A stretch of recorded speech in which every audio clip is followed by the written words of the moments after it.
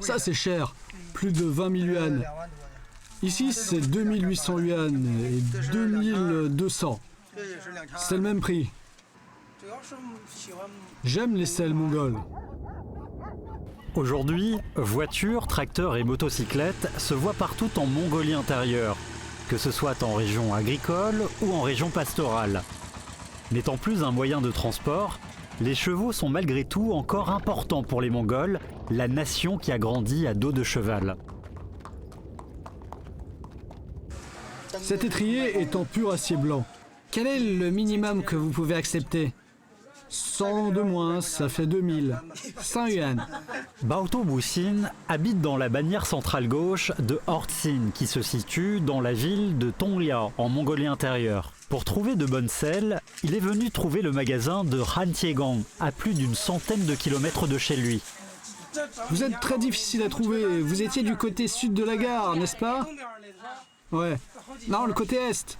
Ah, c'était le côté est, j'ai fait plusieurs tours. Ce petit magasin est très connu à Tonglia pour la dextérité manuelle à fabriquer des selles. Cette technique est transmise de père en fils.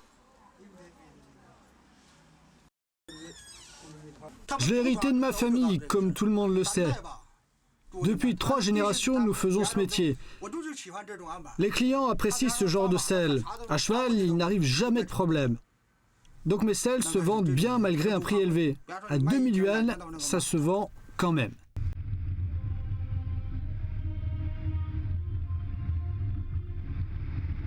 Le grand-père de Raihe était artisan de sel de Galadatsi.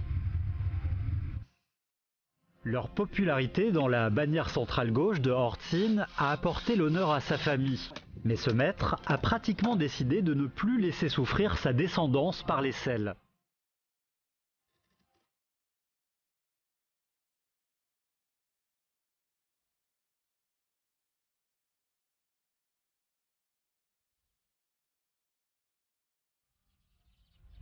Contraint par la vie, Bahatar, de la bannière d'Ar Ortsin, a commencé la fabrication de sel à mi-chemin. Difficile d'imaginer que ce petit atelier soit capable de produire en un seul coup ces étriers en cuivre solide et délicat. Aujourd'hui, les clients de Bahatar sont dispersés en Mongolie intérieure, au Xinjiang et au Dongbei.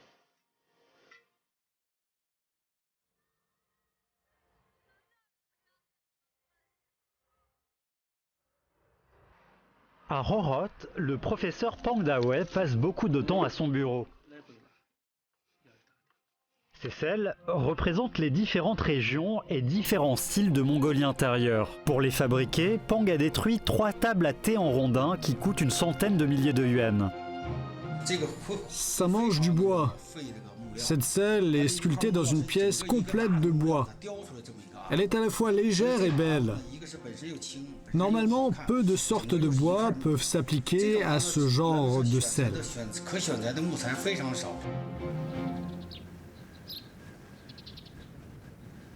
La plupart des selles de Raihe proviennent d'une sorte d'orme locale. Il est connu pour son cycle de vie long et la dureté de son bois. Ses fourches et branches sont le meilleur choix pour les poutres de l'avant et de l'arrière. Orme et saule pour les selles. Les branches avec fourche pour la poutre de l'avant. Les branches courbées comme les bras pour la poutre de l'arrière.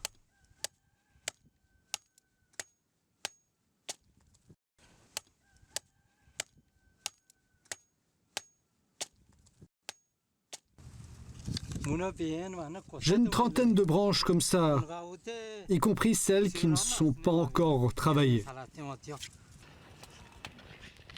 Le bois de la poutre de l'arrière doit avoir des fourches plus grandes que la poutre de l'avant.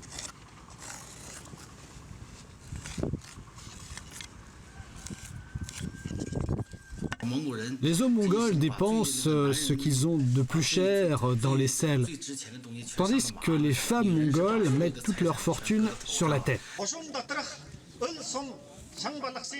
Une course de chevaux a lieu chaque mois dans la prairie. C'est les pasteurs aisés qui organisent la course. Ils perdent souvent leur capital en payant les juges et en donnant les bourses, mais ça leur fait plaisir. Les joueurs sont venus de toute la région. Ils font souvent une centaine de kilomètres en voiture.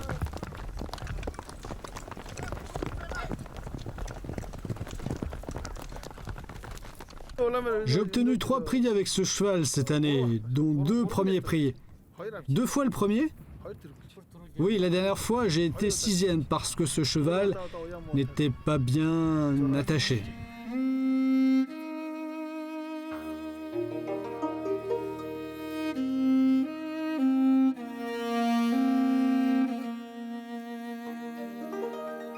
En Mongolie intérieure, chaque région a une spécificité de forme et de style de selle, mais leur structure reste la même. Elles sont composées de poutres avant et arrière, du pont et de 6 planches. Chaque planche est courbée d'un certain degré. Même les planches à l'apparence droite sont adaptées à la courbe du dos du cheval. L'exactitude de cette courbe constitue le critère essentiel de la capacité des maîtres.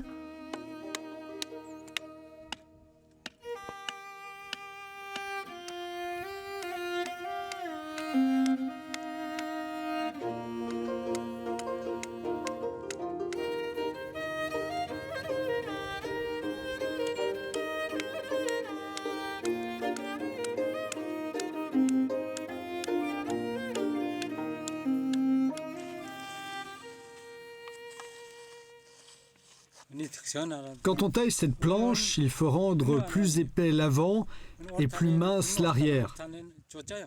Si l'on arrive à 80% du produit fini, ce sera plus facile pour le traitement ensuite. À peu près comme ça.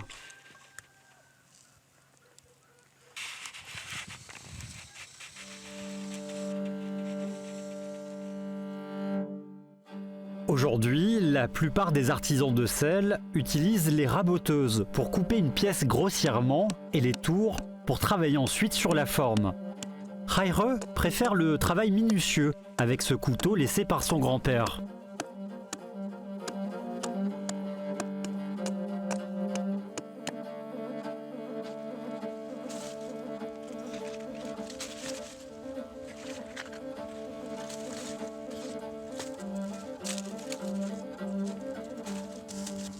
Suite à un simple façonnage, le bois doit subir une déshydratation. Elle est très importante pour protéger les selles contre les déformations et les fissures. Le crottin séché de vache continue à répandre la chaleur capable de sécher le bois en 30 heures.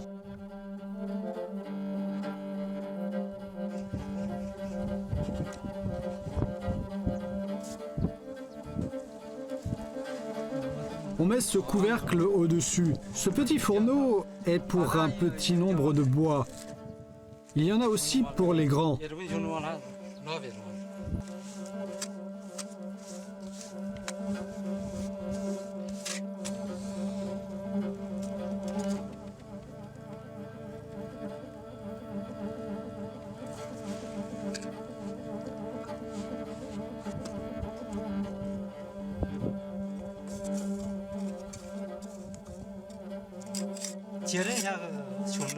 Il faut 60 heures pour les arbres humides et 40 à 50 heures pour les plus secs.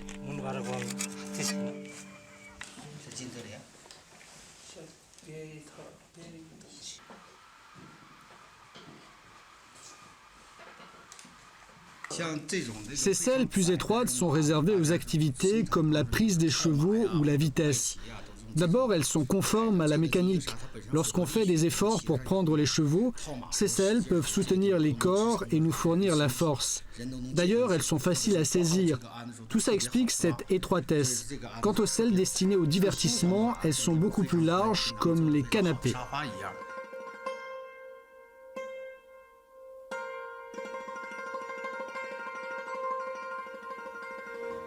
L'origine des selles a trait à la guerre. Du temps où il n'y avait pas d'étrier ou de selle, les gens montaient à cheval avec la corde ou la crinière en serrant le ventre du cheval. Ainsi, ils se protégeaient de toute chute à vitesse élevée. Mais cette manière est fatigante sur la durée, sur un long trajet. Il est aussi difficile d'employer arc et flèche sur un cheval galopant vite. Les selles de Gaotia ont réussi à limiter les glissements du corps et à lui donner une certaine stabilité. Grâce aux selles en bois et aux étriers, les cavaliers peuvent tirer à l'arc dans toutes les directions. Qui a donc inventé la selle? Je ne peux pas garantir que ce soit les Mongols, mais ils sont les premiers à avoir domestiqué les chevaux sauvages. On les surnomme ainsi la nation à dos de cheval. Et les selles étaient privées d'étriers au début. Les Mongols sont aussi les premiers inventeurs d'étriers au monde. Au XIIIe siècle, Gengis Khan a fondé la nation des Mongols au nord de la Chine. Ses héritiers ont conservé une troupe de cavaliers particuliers. Se dégageant des idées militaires de la tradition européenne, ces cavaliers mongols ont établi un grand empire sans précédent. Aujourd'hui, les chevaux ne servent plus à charger dans la région pastorale. Progressivement, ils n'ont plus été utilisés comme moyen de transport. Alors pourquoi les pasteurs de Mongolie intérieure continuent-ils à élever les chevaux même s'ils possèdent voitures, tracteurs ou motocyclettes? C'est parce que les chevaux sont beaucoup plus qu'un animal domestique. Pour les Mongols, ils sont comme un membre de la famille. Les Mongols sont très attachés à la famille. Beaucoup de comptines décrivent la vie de famille. Pour beaucoup de gens, le cheval est aussi un membre de la famille à part entière. J'ai 3 chevaux de course, dont 2 participent à la course de vitesse. 1 à la course de chevaux d'acrobatie. Et votre selle? Chacun sa selle. Celle-ci coûte 3000 ou 4000 yuan. Ça fait combien, toutes les 3? À peu près 10 000. Vous ne regrettez pas d'avoir mis tant d'argent? J'aime les chevaux. Ils m'ont déjà coûté une dizaine de milliers de yuan. Par rapport aux chevaux, les selles ne sont pas grand-chose.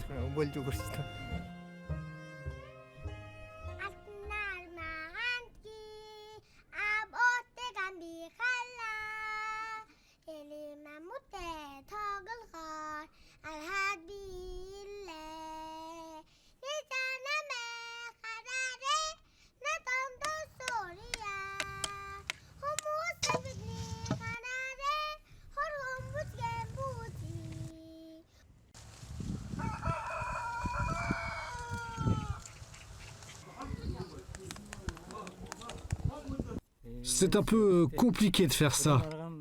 Il faut être prudent.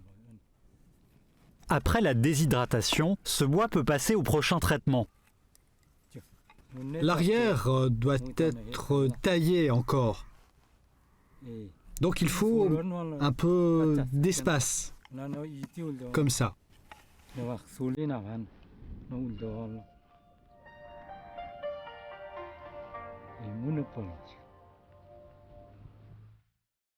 Comme ça.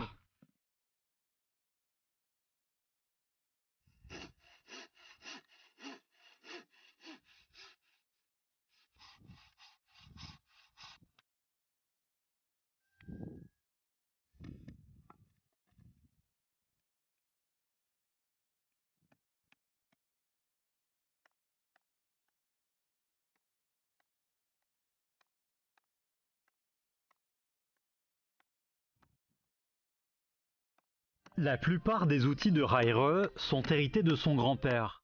Ils ont servi plus d'un siècle.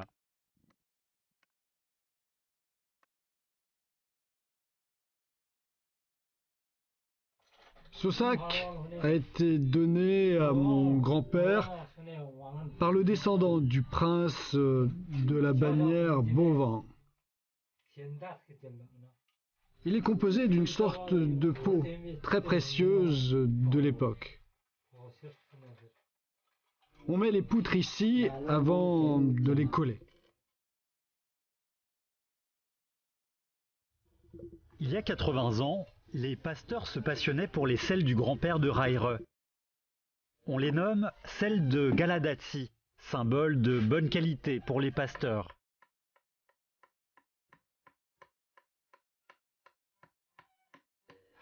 Le grand-père de Raire est le premier à être devenu célèbre car ses selles sont à la fois délicates et durables.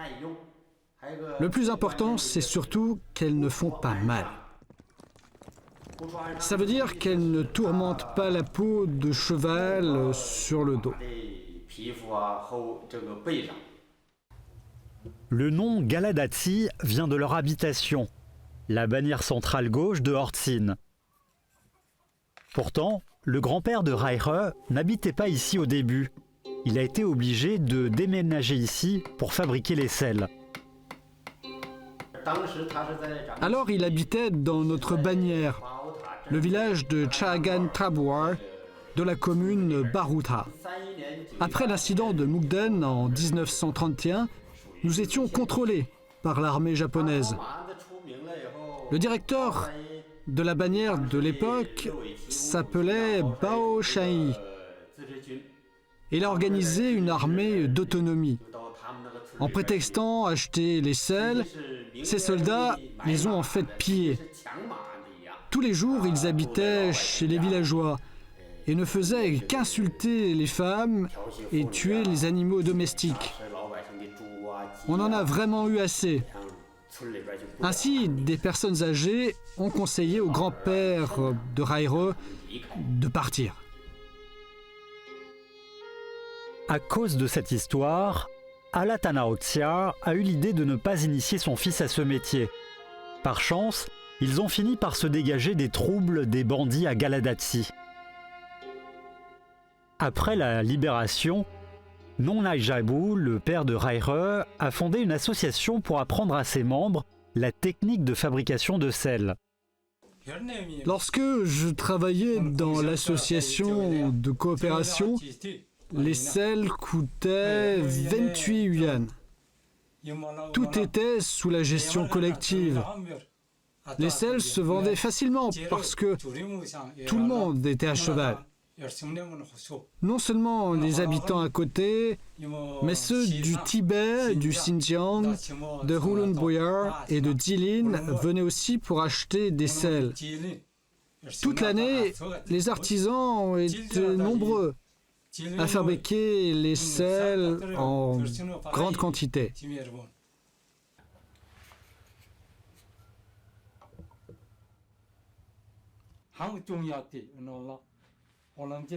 Ça, c'est le plus important. Mon grand-père me l'a donné. C'est la taille de la poutre avant et la taille de la poutre arrière, d'après la mesure du dos de cheval. Celle-ci s'accorde avec une vraie poutre avant. Celle-là, de l'arrière.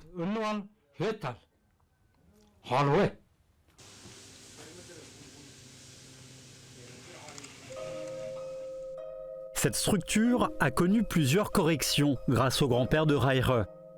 Maintenant, elle s'adapte mieux à la forme des chevaux mongols. Chaque selle de Raire doit être ajustée par ce cadre. Il faut changer l'angle pour parvenir à 2 parallèles de planche exacte. Quand le cheval court sous la charge pendant longtemps, il ne souffre pas au dos.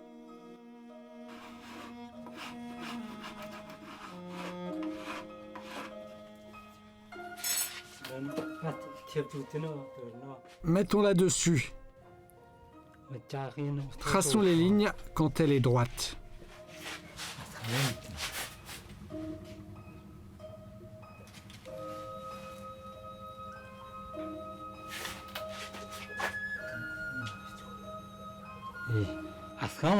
On trace les lignes.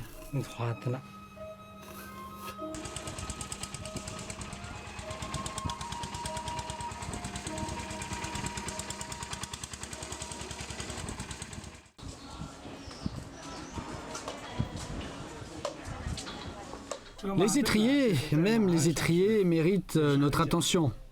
Les gens ordinaires et les riches utilisent des étriers différents en décoration.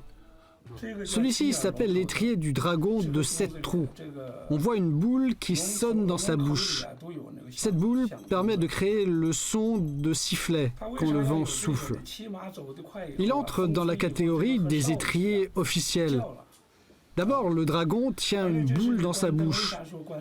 Ensuite, il y a 2 dragons incrustés d'or qui s'amusent avec la boule. Puis 7 trous impliquent le 2e ou le 3e rang des fonctionnaires. 9 trous, c'est le premier rang. Celui-ci s'appelle la longévité entourée de 5 fortunes.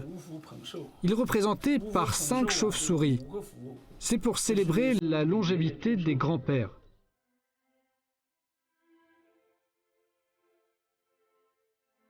Wang Yanre a conservé la selle de son cher cheval quand il a changé de métier en 1977.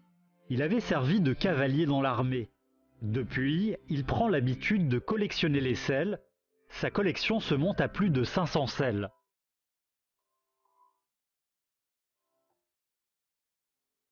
Ce qui reste dans le magasin, c'est une toute petite partie. La plupart sont loués par les musées ou les restaurants de haut niveau. Vous voyez, c'est de la peau de requin. Elle est choisie pour son anti-friction. Par exemple, on invite souvent les médecins lamas à rendre visite aux malades.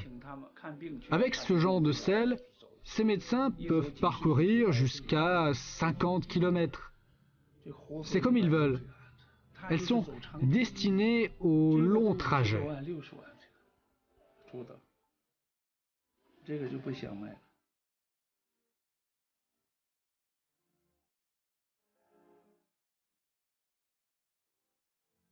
Le pont de sel détermine la qualité, tandis que sa décoration lui donne des styles différents.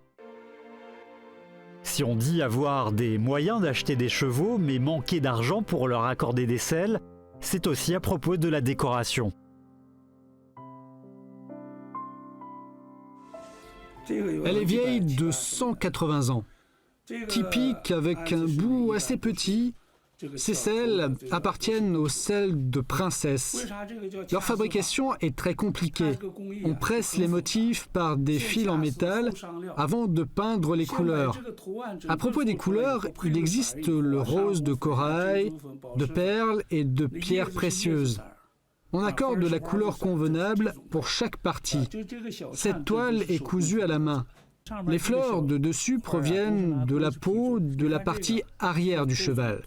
Vous voyez, il y a le motif de pivoine, de graines de lotus, etc. C'est une selle de bon goût.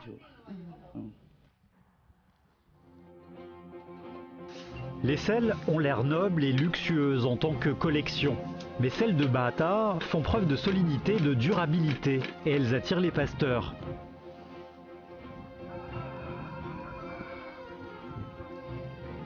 La réputation de Bata s'est faite par une sorte d'étrier intégral en cuivre. Il a fabriqué lui-même tous les outils nécessaires pour sa production, y compris le fourneau. Ainsi, il a pu finir toute la procédure.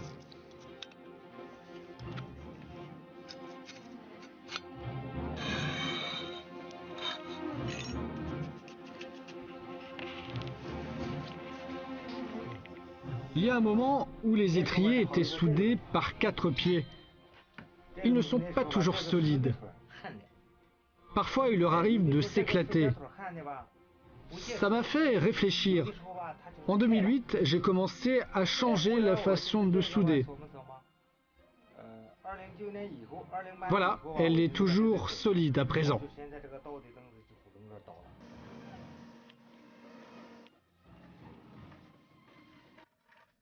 Je ne peux pas satisfaire la demande actuelle des étriers. Les clients ont commandé au moins 200 pièces en une année.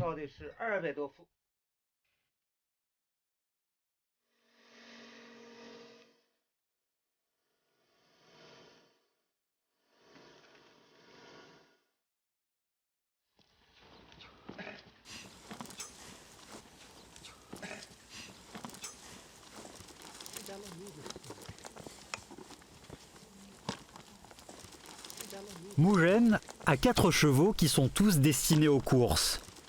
Lors de notre entretien avec lui, le cheval derrière l'a pressé de partir, comme un vilain enfant et timide.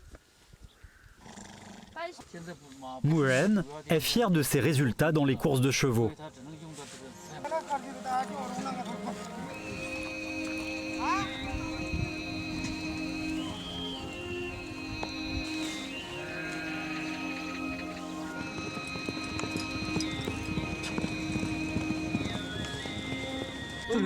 Baatar a fabriqué cette selle et les ornements.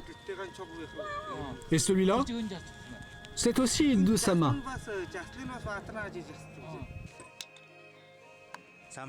Dans notre région pastorale, les peaux doivent être trempées dans l'eau de thé.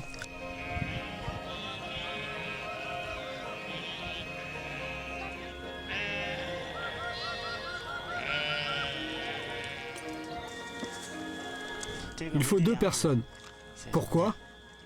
Une n'arrive pas à la prendre.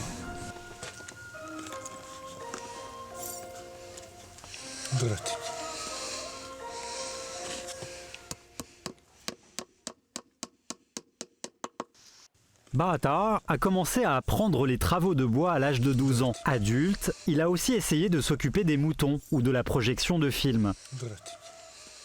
Quand on aura fini le travail, il doit y avoir une surface totalement plate sans aucun pli. C'est l'essentiel de cette technique.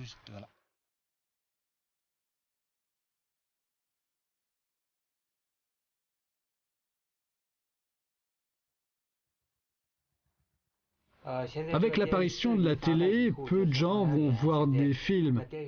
Donc on a cessé de projeter des films. Les gens peuvent quand même les voir à la télé.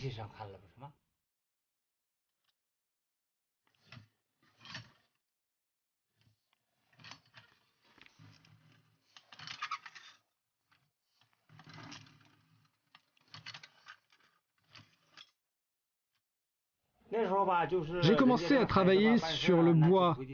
Alors, bien qu'il n'y ait pas de bois à vendre, il fallait essayer quand même. J'ai ramassé du bois moi-même. À l'époque, la charpenterie n'était pas à la mode et j'étais très demandé. Aujourd'hui, les gens ne cherchent plus de charpentier pour les occasions particulières comme le mariage. Tout est déjà fait.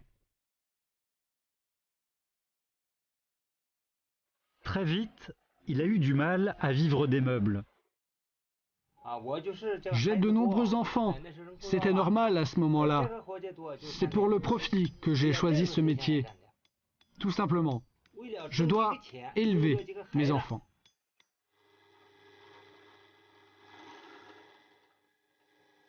Qu'est-ce que c'est la mode aujourd'hui? Bien sûr, c'est les selles, les étriers, les mors, quelque chose comme ça.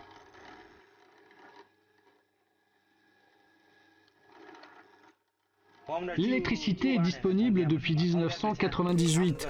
Avant, on devait utiliser les trépans de sonde à la main. Aujourd'hui, les progrès scientifiques nous permettent de percer avec une machine électrique.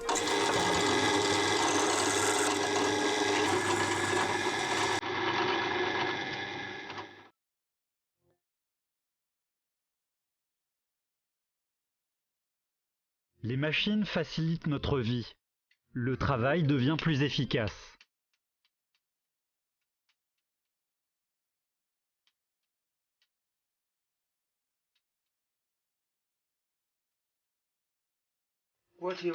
Autrefois, sans les planches de cuivre, il fallait fondre les fragments de cuivre. On frappait ensuite le morceau fondu et on mettait des clous dessus.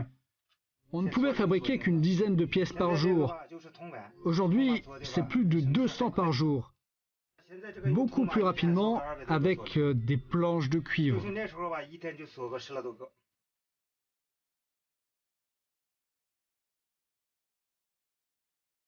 Baatar a de l'esprit.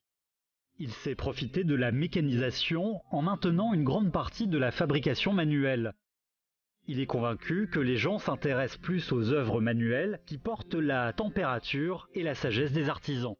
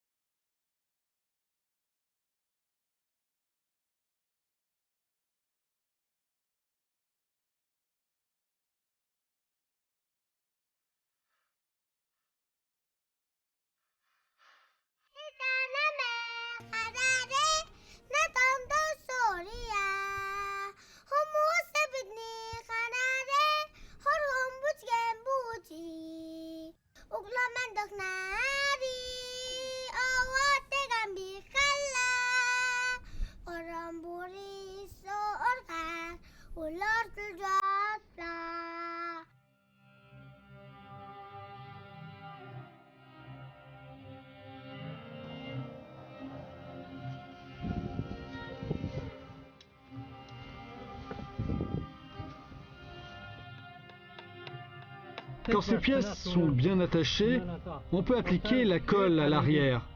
Il faut les joindre sans aucun espace. Puis c'est la poutre de l'avant. Après le collage des deux poutres, ce morceau doit être fixé comme ça pendant 24 ou 25 heures.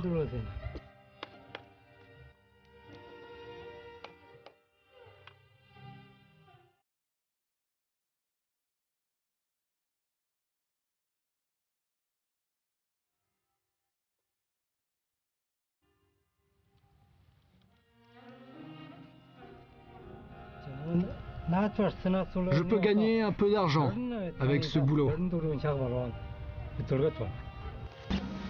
Il est capable de tout. Je n'ai pas besoin de demander aux autres. On ne manque de rien dans la vie. Par exemple, il sait fabriquer les herses et polir les couteaux de cuisine. C'est pour cela que je l'ai épousé. Le soleil jaune monte de ce côté, je le regarde avec mes parents. Nous marchons dans la prairie avec plaisir.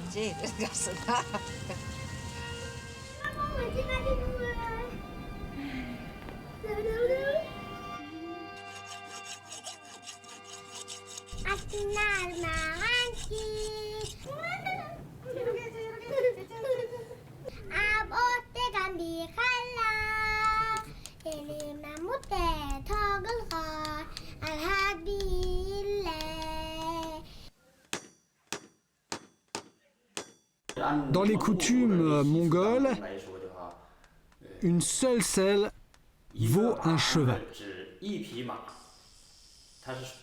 Mais certains ne sont pas d'accord avec cet échange. Les pasteurs considèrent les chevaux comme leur vie. Si on attache une mauvaise selle à un cheval de bonne qualité, le pasteur souffre de voir une blessure à cause de la selle. Voilà pourquoi les pasteurs n'utilisent jamais de selle de mauvaise qualité. Aide-moi à prendre ça. Tout à l'heure, prends un clou de sel pour moi, d'accord? Bahata a beaucoup d'intelligence sur le marché. Il profite des machines pour accélérer sa production. Plus de monde aura ainsi accès à ces selles de fabrication manuelle.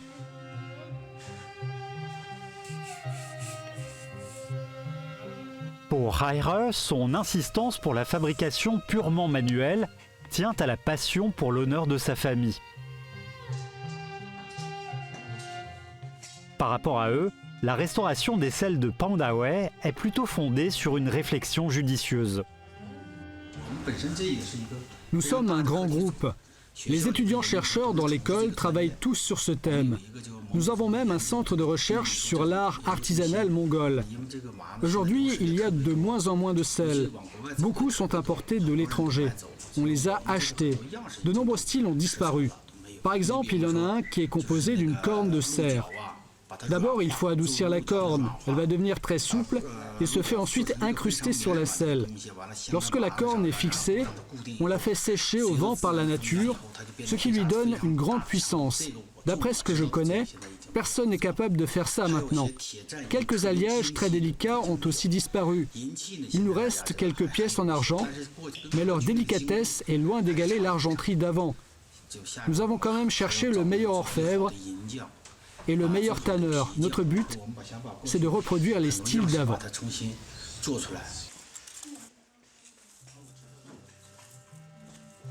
Le travail de Pandawe et son groupe est considéré comme une préservation de cette technique. Quand une technique a besoin d'être sauvée, c'est qu'elle est peut-être proche de disparaître.